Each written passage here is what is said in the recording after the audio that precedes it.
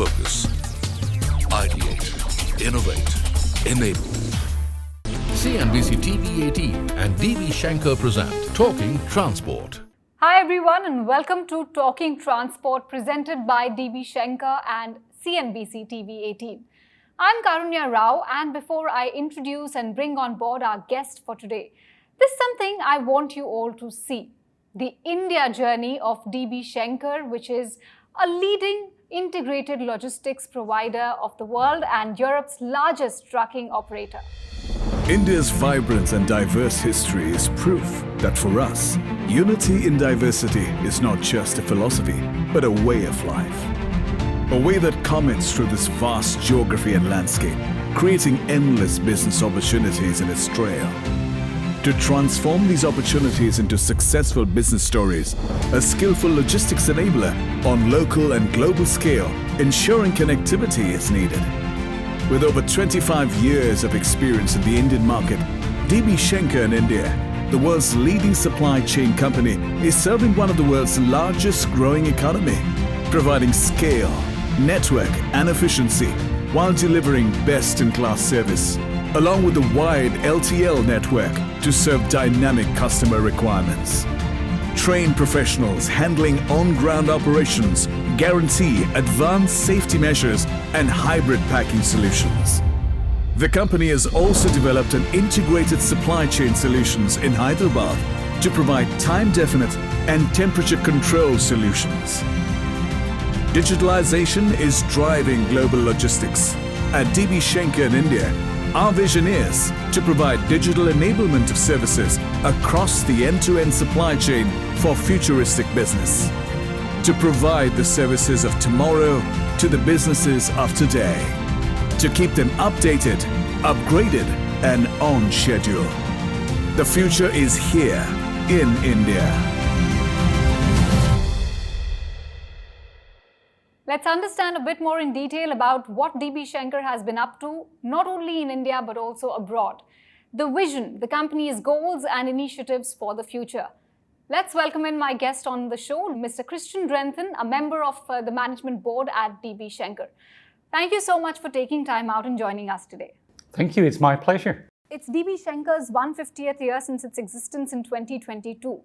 Let's talk about what lies ahead. What are the big initiatives perhaps that are making you excited about the future of the company and which could also have an impact globally? Absolutely. I think 150 years by itself is exciting. There's very few companies that reach that milestone. And of course, it's in our interest to go on for another 150 years and more. I would say we just last week closed a very important acquisition for the company in the US, a US trucking company called USA Truck. And of course, integrating that into the family and welcoming the new employees is extremely exciting. It also complements our portfolio in the US and it allows us to expand our business substantially. I think our focus on sustainability and the importance of it and our targets that we set ourselves to be carbon neutral by 2040 are very important. It leads to interesting developments, electrification of our fleet. I've seen it yesterday firsthand here in India as well. So those are exciting developments because it's about the future of our children, next generation, and making sure that they have a wonderful future that we have experienced, of course, so far. And I think third and foremost also is the digital developments that we're seeing that enhance the customer experience, especially because at the end of the day, we're a service provider that depends highly on the promises that we deliver, that we keep them, and that the customers experience something that is exceptional. Right. You know, you've been maintaining this leadership position for many, many years now.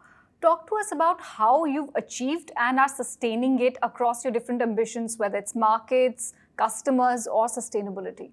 I think it all starts with the customer. So the customer needs to experience a great experience, an exceptional experience. And that comes down to our employees, first and foremost, that they're well-trained, that they're excited about working for a great company and serving the customers. And of course, at the end, it comes down to products that provide solutions for customers and reliability. Sustainability, I want to just, bring you back to that point. It's been at the core of everything that the company is doing, its vision, its philosophy. How do your global partnerships and logistics forums empower it? How have you been sort of bringing it all together? Yeah, we use the UN Sustainable Development Goals, which are 17. And with that, it sets the framework for us to focus on. So if we look at sustainability in terms of our target to be carbon neutral by 2040, we have in all areas of our business activities, whether that is electrification of our fleet. We just did an order for 1,500 electric vehicles in our European land business for the next 3 years, whether that is the sustainable air fuel that we use together with Lufthansa on a flight from Frankfurt to Shanghai, whether that is activities in terms of our warehouses with solar panels to be electric sufficient and self-supporting. All these aim at making sure that we're a sustainable company. And then, of course, in all the other activities, whether it comes to driver health, very good experience here in India, where together with an NGO, we have invested into driver health, especially in relation to tuberculosis, HIV, but also previously COVID, to make them aware, to allow them for testing, and if found that they need support, to support them as well. So many things going on. We have a framework that is well accepted, and we follow that to make sure that our business stays sustainable, stays relevant for the future. Okay. Keeping it with the UN SDGs, you've really set for yourself very aggressive targets, whether it's new renewables, low carbon logistics, distribution centers, e-mobility fleets also I'm looking at. So are you on track to meet your, your goals by 2040, or could that happen way before that? Well, let me put it this way. We're tracking very well on that target, maybe in some areas ahead of that target. But of course, the further you come down the line, the more challenging it becomes. So I'm pretty comfortable with the targets of 2040. I think it would be a bit early to start to already move them forward, even though you might be ahead of the targets that you set for yourself for the years in between. How have you ingrained this philosophy within your own ecosystem, your employees? And is this, the whole goal and vision for sustainability that you have, is it part of the larger CSR program? So I think the sustainability's got many elements. So the electrification, the decarbonization, etc., is one. Investing into communities, into drivers, like is done here in India and I referred to earlier, all of those initiatives are also supported often locally. So what we do for drivers in India is something that could be best practice to explore in other countries. There's other initiatives, and looking at the 150 years at the moment, looking at our employee health, we've basically got a campaign going to support NGOs where people can exercise, whether that is running, whether that is hiking, whether that is dancing, anything that they do that creates physical movement that is good for their health, gets supported by generating a number of kilometers that we then financially support, and we match up with NGOs. We have 4 products: land, air, ocean, and contract logistics.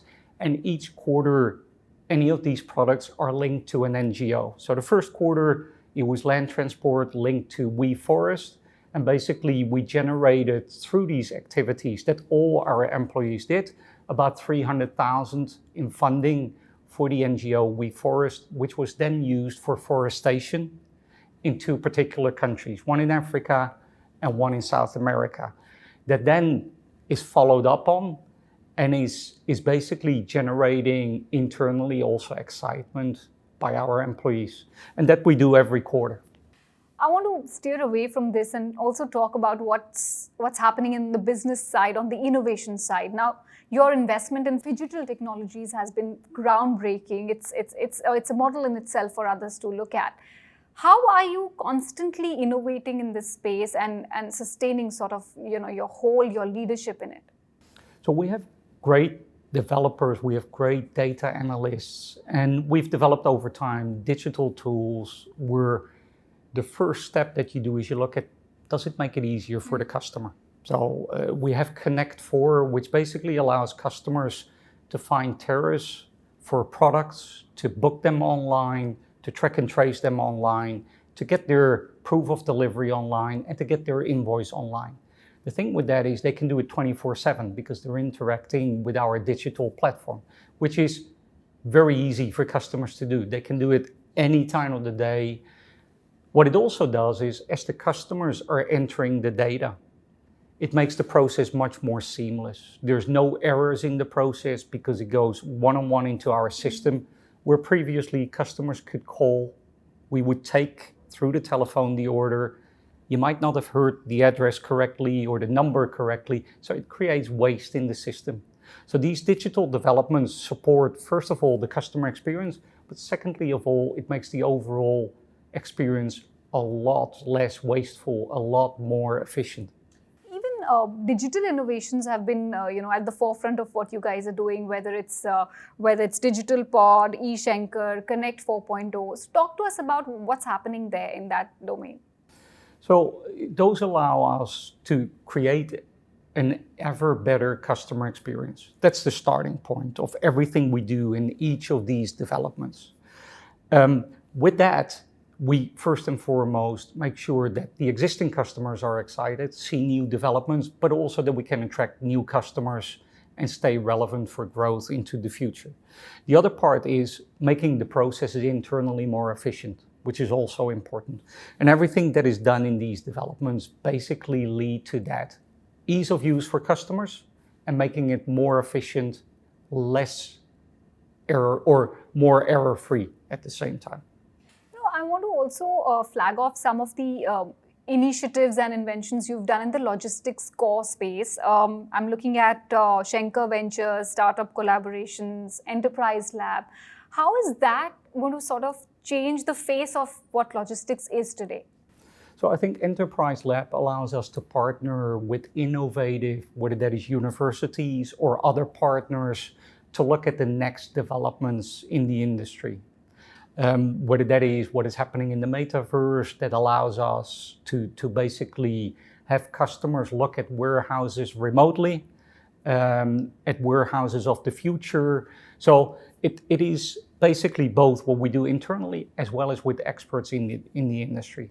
Schenker Ventures allows us to tap into early innovations that are close to the logistics industry, to be at the forefront of new developments as well. So the combination of the two allows us to stay very much in the forefront of any developments that are relevant for the future of logistics, our customers, and of course our company.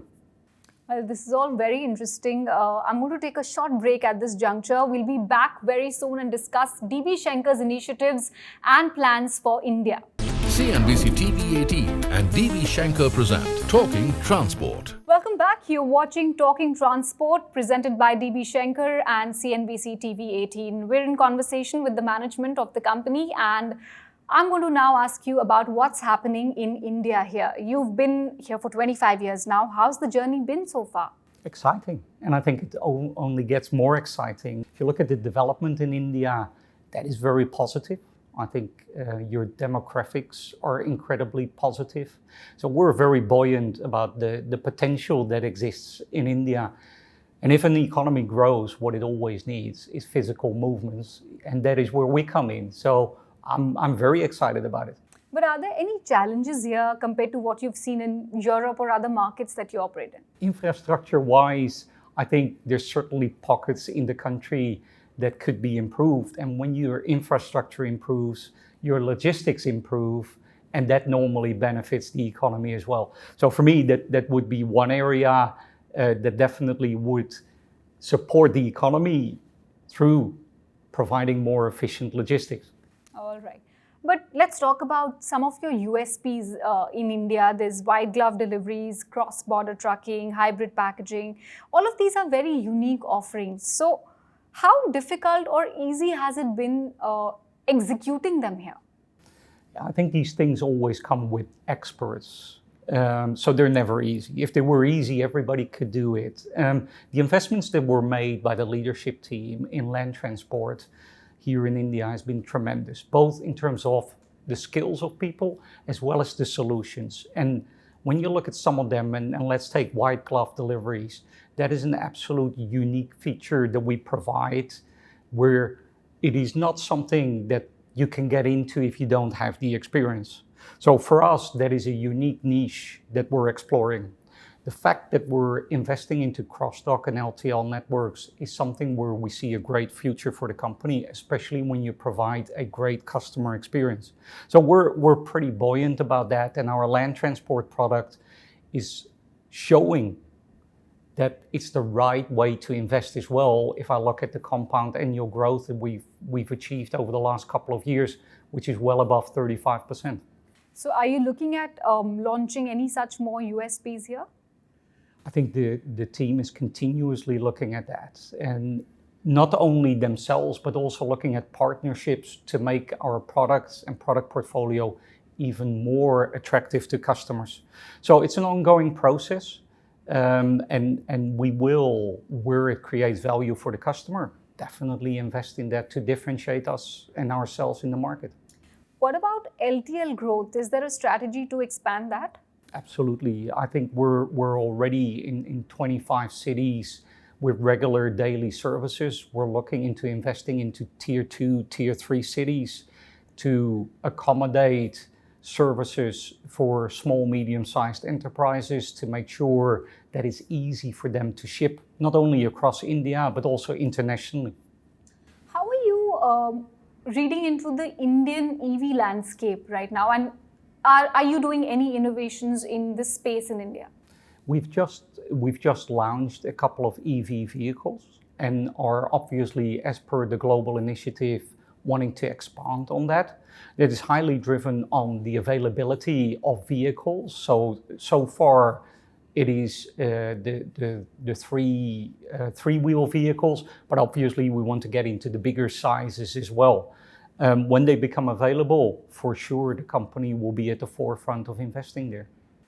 What about land transport? How do you see that area sort of shaping up and your role in it?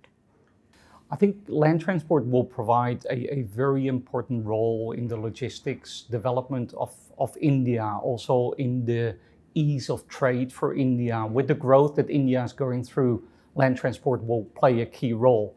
We're investing there. We're investing into our LTL cross-dock capabilities, which allow pan-India coverage. We're growing that fast, which basically means customers and new customers recognize that the value that we put on the road, the experience that we provide them. So we're very excited about it. We're very buoyant about it. You know, when we talk about land transport, we have to talk about our heroes, the truck drivers. So how are you engaging with them, and not only in India, but globally as well, if you could share some details? Sure. I think drivers and driver shortage across the world is becoming a big topic.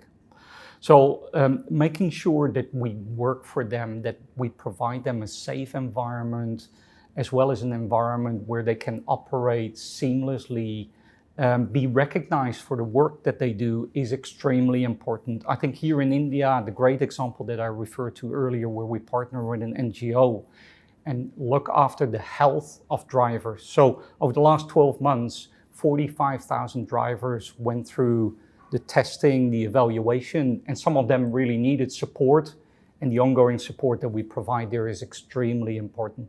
Since logistics is all about providing end-to-end solutions, what are you doing in the tier 2, tier 3 cities and towns of the country? Is there any strategy in place to grow your penetration, grow your expansion there?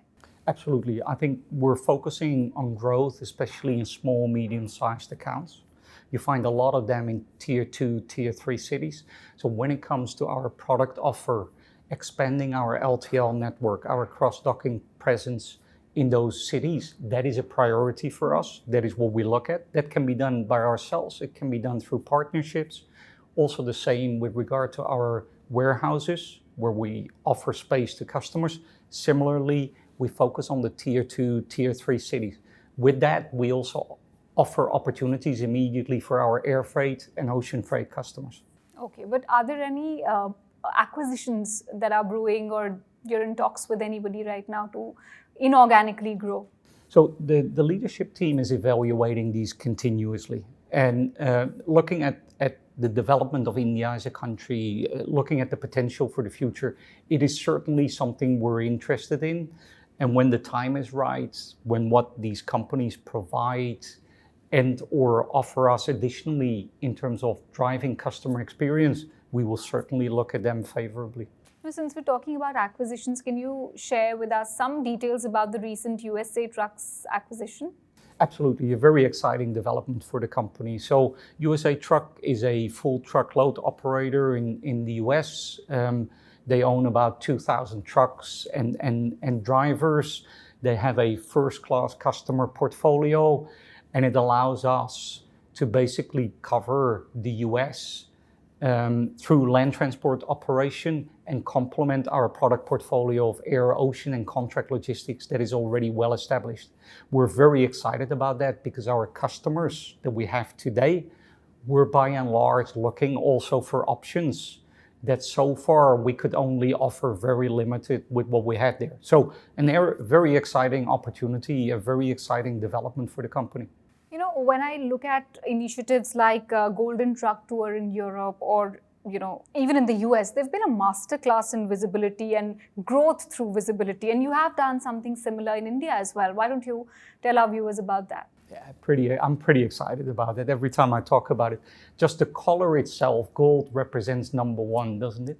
It embodies what our target is, what we aim for, where we are in some cases already. That is quality leader, leader in customer experience, leader in the market. So if I look at the European market, we're definitely a leader. If I look at the Indian market, we're up and coming, and looking at how they develop, I'm pretty sure we will be a leader in the not too distant future.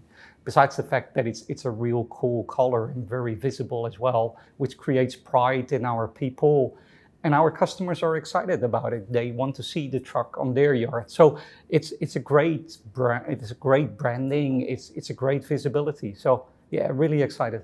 Well, it's very exciting to know that on your silver jubilee here, you're eyeing gold, and that's where the company's vision is, and that's what you guys are doing. So all the very best for that, and thank you so much once again for joining in. Thank you for your time. It was a pleasure. CNBC-TV18 and DB Schenker present Talking Transport.